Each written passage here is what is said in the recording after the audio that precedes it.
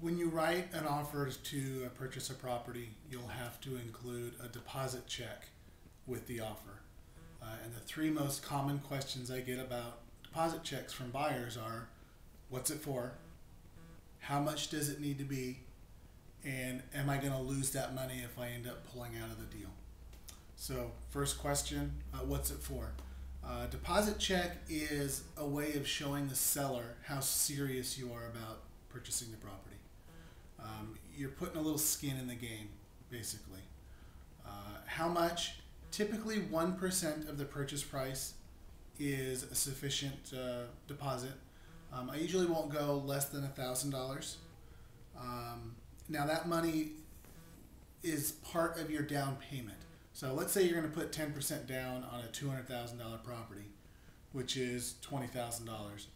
A 1% deposit would be $2,000.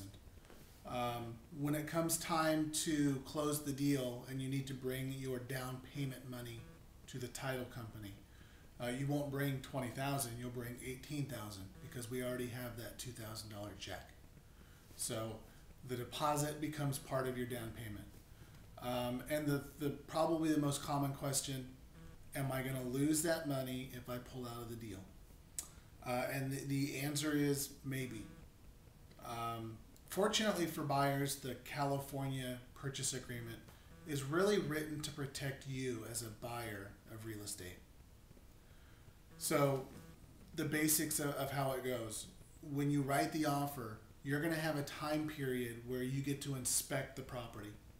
And inside that time period, if you pull out of the deal, you'll get your deposit back. You'll get all of it back. So you're not really risking it inside that inspection period.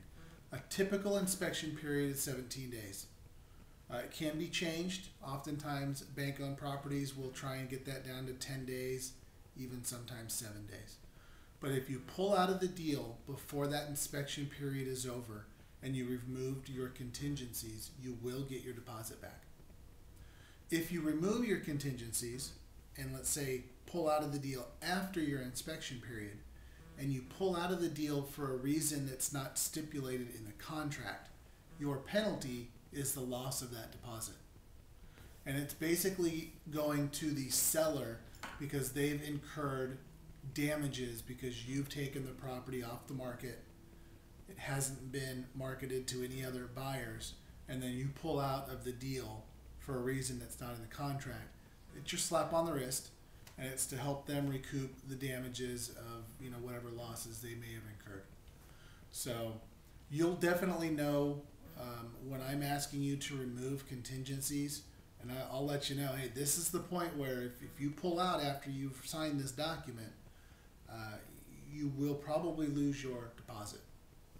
So any other questions, please feel free to give me a call or send me an email. I'd be happy to answer them. Thanks.